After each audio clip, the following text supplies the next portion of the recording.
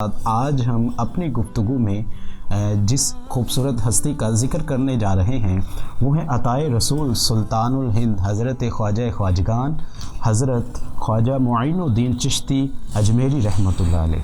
ناظرین، آج ہم ان کا مختصر تعارف بیان کریں گے اور اس کے بعد پھر ان کے چند اقوال ذکر کریں گے۔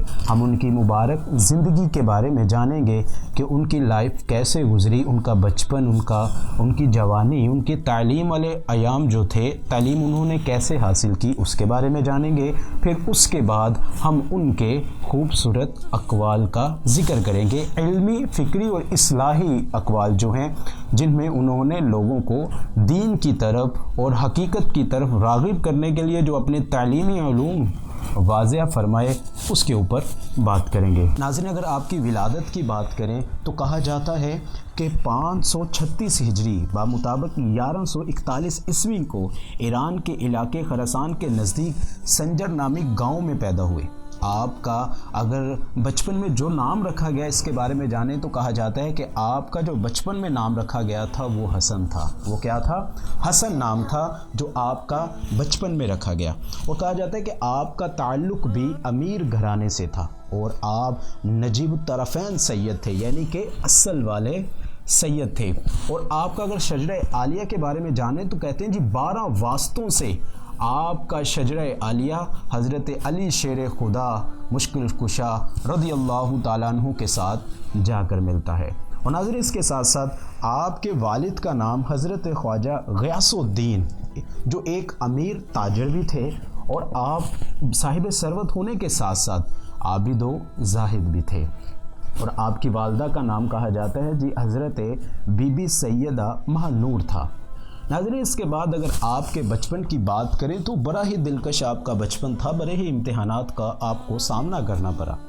آپ نے اپنی ابتدائی تعلیم اپنے والد کے پاس حاصل کی اور قرآن مجید کی تعلیم بھی وہاں پہ حاصل کی۔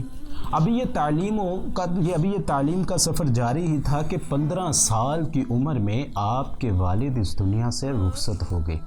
ایک بہت بڑے غم نے آپ کو آ لیا۔ آپ کی والدہ نے بڑی مضبوطی اور ہمت کے ساتھ آپ کو حوصلہ دیا کہ بچے، یہ زندگی کا سفر ہے، اس سفر میں مسافر کو تنہائیوں کا سامنا کرنا پڑتا ہے۔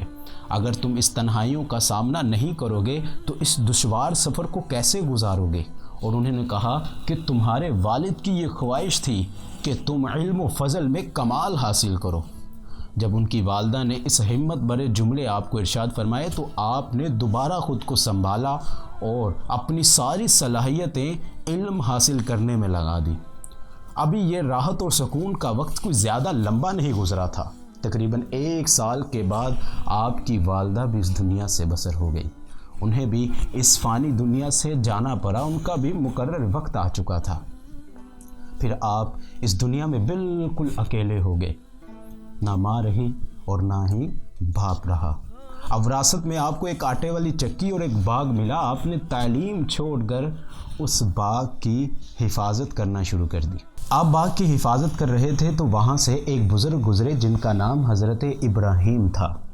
انہوں نے حضرت خواجہ معین الدین چشتی نے جب ان بزرگوں کو دیکھا تو دوڑتے ہوئے ان کے پاس گئے، جھک کر سلام کیا اور ان کے ہاتھ چومے تو کہا، بابا جان، تھوڑی دیر کے لیے آپ اگر ہماری دعوت قبول کریں تو کیا ہے ہمارے باغ میں تشریف لے آئیں۔ جب وہ بزرگ حضرت خواجہ خواجگان کے باغ میں گئے تو انہوں نے آپ کے سامنے انگوروں کے کچھ گچھے رکھے۔ جب آپ نے مہمان نوازی کا یہ عالم دیکھا اور کہا کہ جوان، تیرے اندر اللہ کے بندوں کے ساتھ اتنی محبت ہے تو لے، آج پھر ہم بھی تجھے دعوت دیتے ہیں۔ آپ نے اپنی جیب میں ہاتھ ڈالا اور کچھ سوکھے روٹی کے ٹکڑے نکال کر آپ کو پیش کیے۔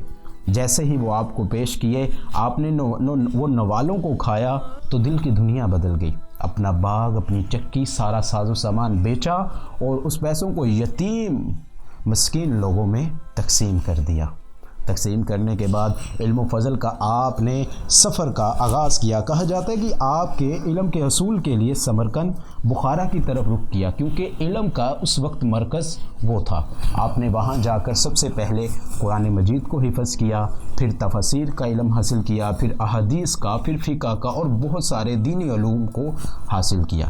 اس کے بعد آپ نے باطنی یعنی روحانی علم حاصل کرنے کے لیے، ظاہری علوم کے بعد باطنی علوم حاصل کرنے کے لیے مرشد کامل کی تلاش شروع کر دی، اور عراق کے شہر گئے اور وہاں زمانے کے مشہور بزرگ خواجہ عثمان باروی کی خدمت میں حاضر ہوئے، اور آپ ان کے مرید ہوئے اور ان کی خدمت میں بیٹھے رہے، اور کہتے ہیں جی 2 سے 2.5 سال تک آپ نے ان کی خدمت کی، اور راتوں تک جاگتے رہتے کہ کہیں میرے مرشد کو میری ضرورت نہ پڑ جائے۔ پھر آپ کی اجازت سے آپ نے اجاز مقدسہ کا سفر کیا، یعنی روضہ رسول پر حاضری دی، اور دیگر دوسرے بزرگان دین کے مزارات پر حاضری دیتے ہوئے فیض یاب ہوئے۔ ناظرین، یہ وقت چلتا رہا اور پھر انہوں نے دین کی تبلیغ کا بھی کام شروع کیا، اور دین کی تبلیغ کا کام ایسا شروع کیا، کہا جاتا ہے کہ سلسلہ چشتیہ ہندوستان میں آپ سے ہی پھیلا، اور 90 لاکھ کے قریب آپ نے ہندوستان میں مسلمان کیے لوگ۔ ناظرین، یہ سفر چل رہا تھا کہ وہ وقت بھی آیا کہ جیسے ہی تمام لوگوں کی طرح آپ کو بھی اس دنیا سے رخصت ہونا تھا۔ ایک روایت کے مطابق فرماتے ہیں کہ آپ کی وفات 627 ہجری بمطابق 1230 میں، یعنی 97 سال کی عمر میں آپ نے اس زہری دنیا سے پردہ فرمایا، اور آپ کا مزار اب جو بھارت اور انڈیا کے شہر اجمیر میں ہے، اور آپ کو وہیں پر مدفن کیا گیا۔